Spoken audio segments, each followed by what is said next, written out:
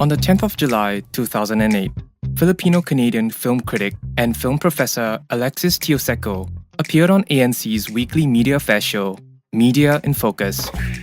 With his profound knowledge and eloquence, 28-year-old Tioseco made a lasting impression on both the audience and the industry. Throughout the interview, Tioseco showcased his deep understanding and passion for Southeast Asian cinema, particularly in the Filipino film industry. However, just a year later, tragedy struck when Alexis Tioseco and his Slovenian girlfriend, Nika Bohinc, fell victim to a heinous act of violence.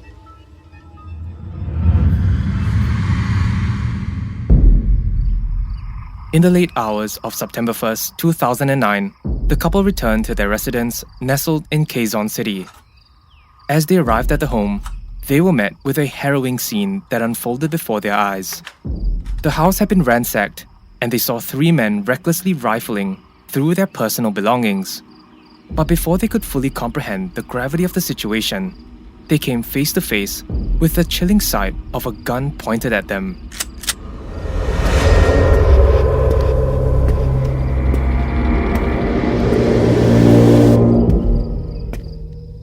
Then,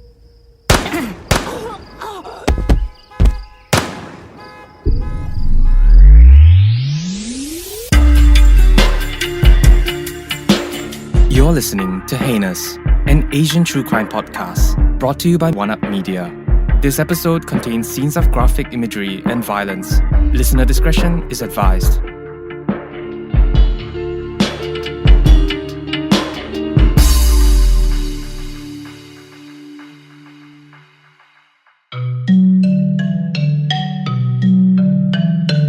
Alexis Tioseco was born in the Philippines, but later moved with his family to Canada in 1983. Even while residing abroad, his connection to his Filipino roots remained strong, and he developed a profound fascination with Philippine cinema from a young age. In his early years, he recognized the rich artistic and cultural heritage of his home country and saw the power of film as a medium for storytelling. This passion for Philippine cinema would become a driving force in his life's work. With a history spanning over a century, Philippine cinema has witnessed distinct and notable eras, often referred to as the Golden Ages. These pivotal periods include the 1930s and early 40s, marked by the establishment of major film studios. During the post-war 40s and 50s, another significant era emerged, characterized by a cinematic revival that originated beyond Manila, particularly in the Visayas, one of the three main island groups of the Philippines. During the 1970s to early 1980s, a significant wave of talented directors emerged and left their mark on the industry. Among these notable filmmakers were Magdalena and Ishmael Bernal, who each contributed unique perspectives and styles to the cinematic landscape. Magdalena earned a reputation for his meticulous attention to detail and his keen eye for social commentary, while Ishmael Bernal delved into themes of faith, fanaticism, and the intricacies of human nature. Alexis had a deep respect for the cinematic giants who had come before him. Rather than being intimidated, he saw their accomplishments as a foundation upon which he could build his own contributions to Philippine cinema. By his early 20s, he was a strong advocate for the cinematic works of the region and played a pivotal role in propelling the global standing of the Filipino film industry. In 2005, Tioseco's significant contributions to the field were acknowledged by the Philippine Star, which named him as one of the most important young people in the Philippines today. Driven by his passion for Southeast Asian cinema, Alexis established a website called critic.com, which became a virtual space dedicated to exploring and analyzing the diverse cinematic works of Southeast Asia. The website served as a hub for film enthusiasts. It provided a wealth of valuable content, including in-depth film reviews, compelling articles that sparked thought and discussion, and comprehensive coverage of film festivals and events throughout Southeast Asia.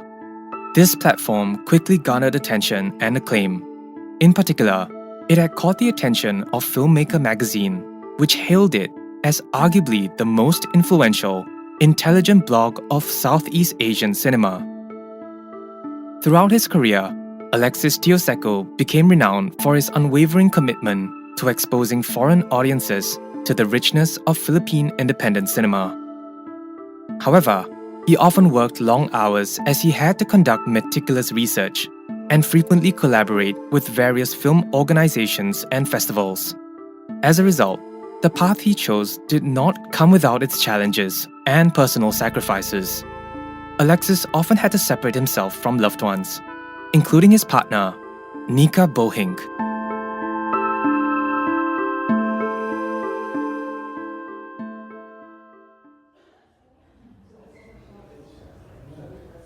In 2007, Alexis and Nika crossed paths for the first time at a film festival in Rotterdam. This particular meeting occurred during a time when both of them were facing personal challenges, and as Alexis himself put it, they were not in the best state of mind. At the time, Alexis was dealing with the difficulties of adapting to life in Manila without the presence of his father, who had recently passed away. He also found himself physically separated from his mother and siblings, as they were all back in Canada. Meanwhile, Nika was in the midst of finalizing an issue of a Slovenian film magazine she had been tirelessly editing for over a year. However, the dedication and hard work had taken a toll on her, leaving her physically unwell and emotionally drained. In a piece written by Alexis, he expresses his feelings about Nika. He describes how, from the very first moment he saw her, there was something special about her that immediately caught his attention. It went beyond her physical beauty. What truly struck Alexis was the way she spoke, the eloquence, and the way she expressed herself.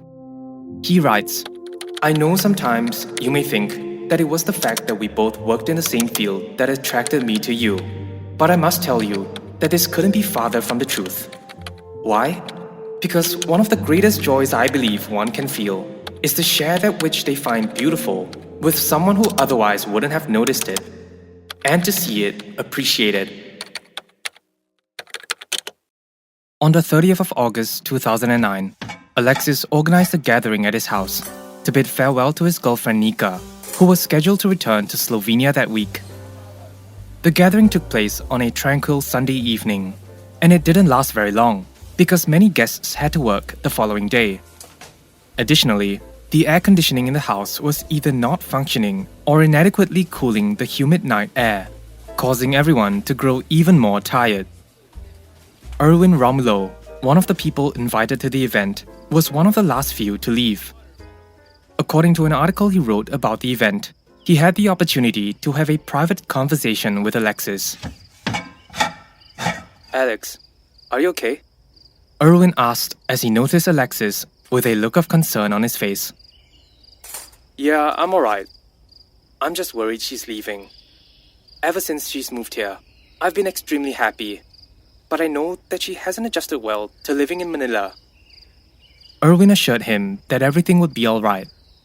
However, despite his words of encouragement, Alexis remained uncertain. 2 days later, on Tuesday, September 1st, 2009, Alexis and Nika were out for dinner with some friends. Records state that Alexis was diligent when it came to his household affairs. Alexis had employed 2 domestic helpers to assist with various tasks. Magdalena Patpat, one of the helpers, had been diligently serving the household for over 6 years, while 46-year-old Criselda Dayag was a recent addition to the household staff. Although Criselda had a clearance permit from the local Quezon City Police Department, she lacked the required clearance from the National Bureau of Investigation. Despite this, Alexis still chose to hire her, possibly driven by empathy or understanding. Criselda officially began working for the Tioseco household on July 1st, 2009, but Alexis still had his concerns about the potential risks, and as a result, instructed his other helper Magdalena to test her out and keep a close eye on her. Over the following months, nothing went missing and nothing was destroyed. Criselda had proved herself to be a valuable addition to the household. However, on this particular day when the couple was away for dinner, Criselda approached Magdalena with something to say.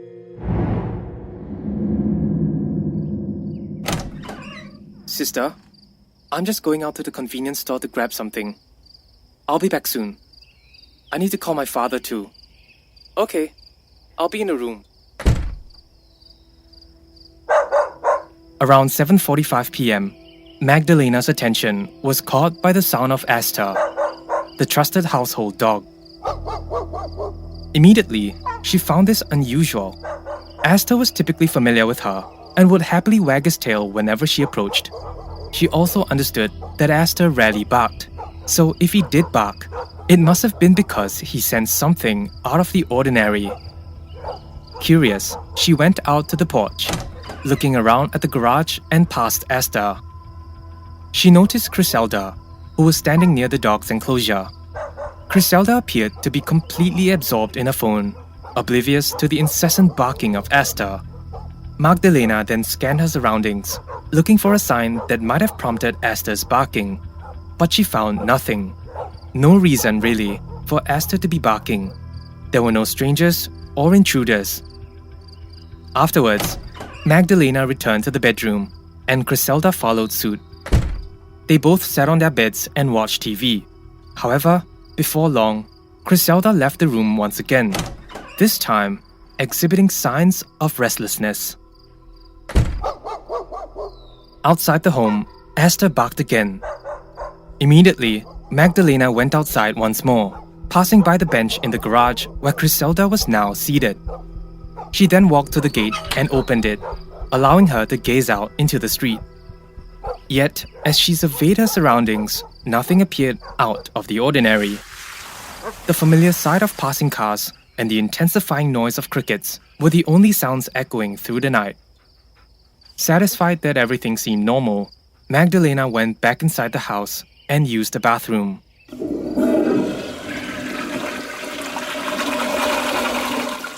As she exited the bathroom, a man with his face covered swiftly grabbed her from behind, tightly covering her mouth with his hand. In a chilling whisper, he warned her, "Don't scream. We will kill you." Another masked man walked in and tightly grasped her arm, preventing her from moving. Meanwhile, a third man, the only one whose face she would catch a glimpse of, pulled out a handgun and pointed it in her direction. As she stood there, trembling with fear, she could feel the presence of something sharp and cold pressed against her back.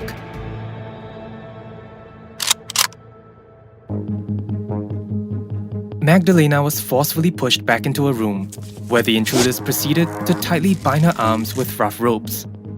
To further silence her, they forcefully placed a face towel in her mouth, followed by another towel that covered her entire face. But before her vision was obscured, she gave a desperate look to Criselda. What she saw chilled her to the core. Criselda appeared unnervingly composed, devoid of any visible emotion. She was seated on her own bed, merely observing the scene unfold before her eyes. In the suffocating darkness, she heard the sound of adhesive tape being unspooled, followed by the unsettling sensation of the towel being tightly secured around her head. As she lay there, hog-tied and bound, Magdalena's ears captured the sound of the television being switched on in the main kitchen, a space where Alexis and Nika typically use their laptops.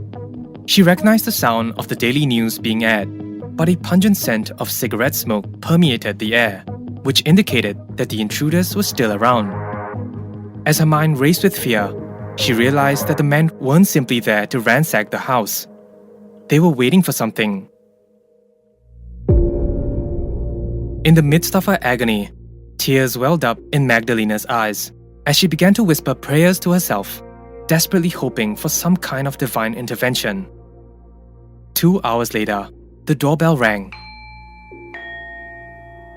Alexis and Nika had returned home.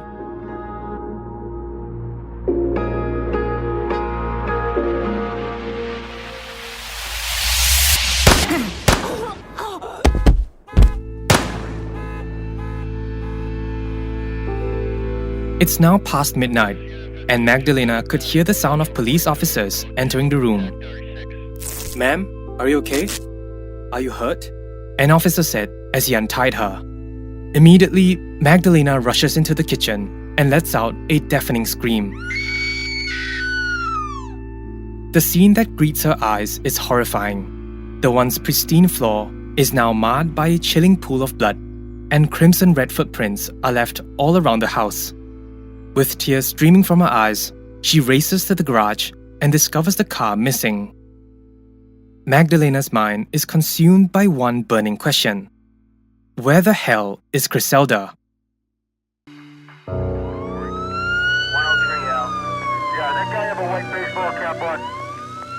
In the aftermath of the heinous act that claimed the lives of Alexis and Nika, Magdalena was escorted from the scene. Recognizing the impact of the harrowing event, authorities had her relocated to a secure location.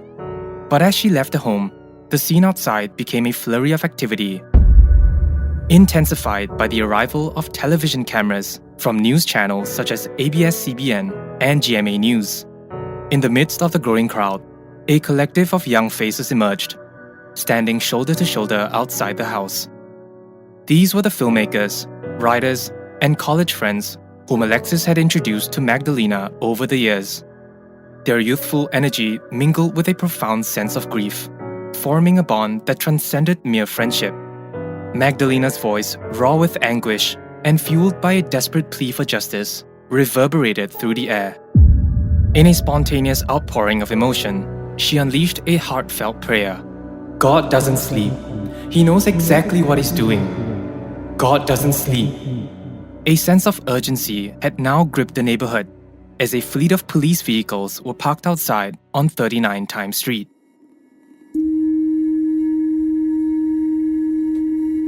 Immediately, the police had their suspicions pointing to an inside job that had unraveled within the walls of the couple's abode.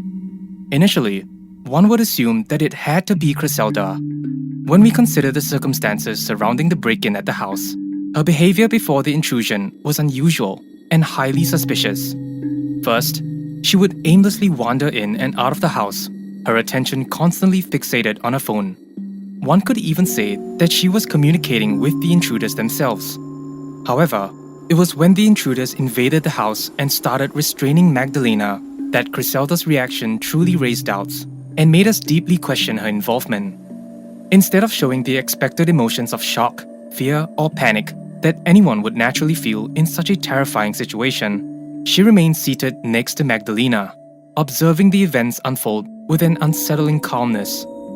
Her composed demeanor in the face of danger should have been a clear indication that she must have had some level of involvement in the crime. However, at the time, Criselda was not immediately singled out as the primary suspect in the police's investigation. Instead, they turned their attention to a man named Danilo Homoc. His full name is Danilo D. Homoc Sr., and he grew up as the son of a farmer. As a child, he attended elementary school, but never pursued any further education beyond that. In 1989, a new chapter unfolded in his life as he sought a career at Aguila Gas, a notable fuel trucking business under the ownership of a man named Leonardo Tioseco, the father of Alexis Tioseco. Following the unfortunate demise of Leonardo in 2007, the reins of the business were passed on to his son, Alexis, who assumed control of the company. The exact nature of the relationship between Danilo and Leonardo remains uncertain, but one would assume they shared a close bond. Records indicate that Danilo had been acquainted with Alexis since he was 15 years old, suggesting a long-standing connection between the two individuals. But on the afternoon of September 5, 2009, at approximately 4 o'clock, Danilo Homoc was arrested for the double murder of Alexis Tioseco and his girlfriend Nika. This might come as a surprise to many. After all, how could the police arrest someone so close to the Tioseco family? He mumbles when he speaks, his fingers would often pluck at loose threads on his pants, and he always seemed to have a perpetual nervous energy that surrounds him. Given these observations, one might wonder how the police even came to suspect Danilo in the first place. What prompted them to focus their attention on someone so closely connected to the Tioseco family? Well, it turns out that Alexis had personally hired Danilo as the family's private chauffeur. And what really added a perplexing twist to the narrative was the peculiar fact that he had abruptly abandoned the car a day before the killings took place. This raised suspicions and led investigators to delve deeper into Danilo's involvement.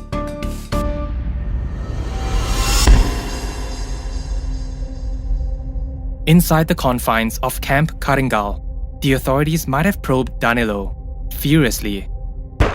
"We know it was you, Danilo, but where are your associates?" Danilo was quiet. "I want you to take a look at this sketch. Tell me if it looks familiar." The officers presented Danilo with a cartographic sketch based on a description provided by a witness. "Tell me, Danilo, does this resemble you?" With a hint of hesitation, Danilo said it did, but only a little. "The cheeks are bigger, and the hair is shorter than mine. But other than that, it looks like me. You see? I knew it. You even admitted it." The officers exclaimed triumphantly. In their eyes, Danilo's acknowledgement served as a self-incriminating affirmation, reinforcing the connection between him and the depicted figure in the sketch.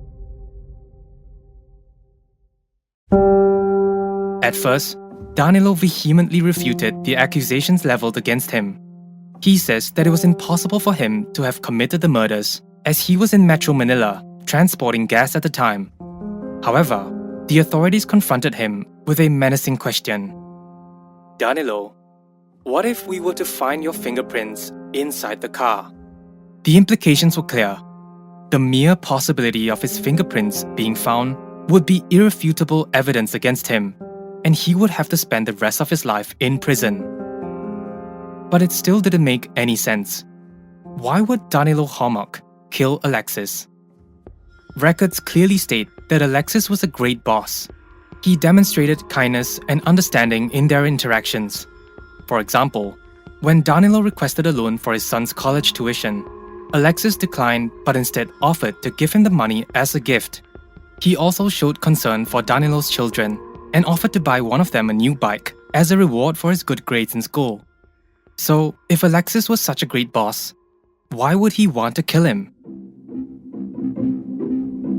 The case of Danilo Bohinc is rife with swirling conspiracy theories. Some say that he may have been nothing more than a convenient scapegoat, and that there are even more influential figures lurking behind the scenes, orchestrating the crime. To understand this perspective, it's crucial to delve into the life and work of Alexis Tioseco, where a prevailing belief exists that there is more to the story than meets the eye. What? You've got to get a hold of yourself. I don't know. I don't remember. Tioseco himself was a fervent advocate and pivotal force within the realm of independent Philippine films. At the time of his death, he held the esteemed position of a film professor at the University of Asia and the Pacific. He was a respected contributing writer for numerous publications, both domestically and internationally. Notably, he was on the cusp of launching a regular column in the Philippines Free Press, a highly regarded weekly news magazine. Despite being recognized as one of the leading Filipino film critics of his time, he remained humble and unassuming, brushing off such accolades. However, not everyone in the industry shared the same perspective on his viewpoints. These details fuel speculations among Tioseco's acquaintances, who can't help but draw connections between his influential presence in the film industry and the events that transpired. According to Quack Henares, a film director and a close friend of Tioseco, Alexis possessed a deep passion for delving into the various aspects of cinema and was never afraid to challenge established norms to convey his message. Henares says, "He was a very funny guy and always joking around. Although he was young, he had a good working relationship with many directors in the industry, but he also had brashness. He was vocal against the movie studios and complained about how stagnant the Philippine cinema had become." This brashness, as Henares described it, was exhibited by Alexis in his unwavering commitment to instigate change within the Metro Manila Film Festival. Recognizing the need for reforms, he drafted a comprehensive position paper, fearlessly voicing out his concerns and even proposing ideas to improve the event. However, he never received a reply or saw any changes made by the organizers.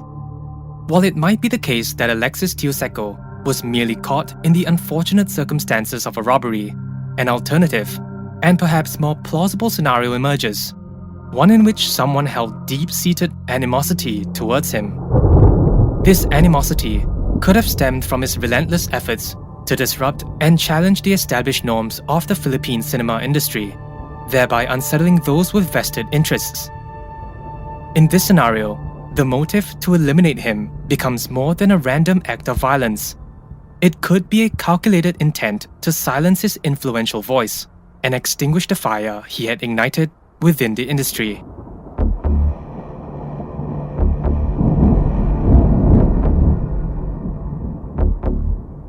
In 2010, an important development took place in the case when a resolution was issued and signed by Assistant City Prosecutor Ray Gilbert Espinoza. This resolution cleared Danilo Homoc of all charges, as the City Prosecutor's Office found insufficient evidence to establish probable cause against him. Adding weight to Homoc's defense, Magdalena Patpat, the only witness during the crime, provided a sworn affidavit affirming that Danilo was not involved in the robbery and murder of Alexis Tioseco and his girlfriend. With Danilo Homoc cleared of charges and declared a free man, the focus of attention now turns to Criselda Dayag, the former housemaid of the Tioseco household. They believe that she played a crucial role in the crime, not only opening the gates for the intruders to enter, but even orchestrating the entire sequence of events. It was discovered that a few hours following the tragic incident, Criselda had sent a text message to an individual connected to the Tioseco family office. The message says, "That's why Alexis was killed, because he fought." On February 25, 2016, almost 6 years after a warrant was issued for her arrest, the long arm of the law finally caught up with Criselda Dayag. She was taken into custody by the authorities in Angeles City, a town nestled in the province of Pampanga. Coincidentally, this location was in close proximity to the cemetery where Alexis Tioseco was laid to rest. On May 4th, Criselda was finally brought before the Quezon City Regional Trial Court. The court, after carefully reviewing the evidence presented, reached a verdict of guilty beyond reasonable doubt for the crime of robbery with homicide. In his ruling, the judge says, "Under the circumstances, it is believed that she was not innocent and a victim of the assailants as she claimed to be. Without her active involvement from the very moment that she opened the door of the house and let the assailants in, up to the second that she helped in the escape of the assailants, and to the time that she went with the assailants voluntarily, the crime would not have been committed and consummated." Criselda Dayag was sentenced to 40 years in prison and ordered to pay 350,000 Philippine pesos to each of the heirs of Alexis Tioseco and Nika Bohinc. That's equivalent to approximately $6,728 US.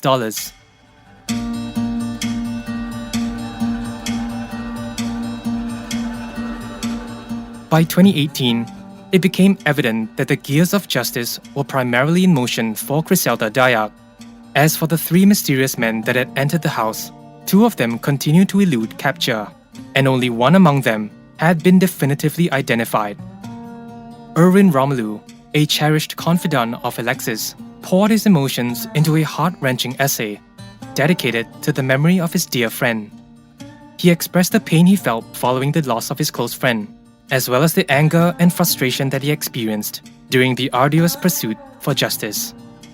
In the closing passages, he writes, "The last thing I wanted to do when I was asked to write this was to remember their deaths.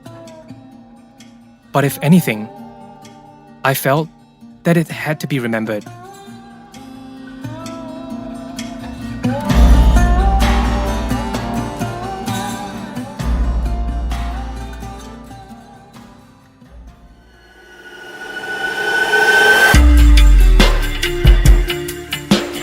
Thank you for tuning in to this episode of Heinous, an Asian true crime podcast brought to you by One Up Media.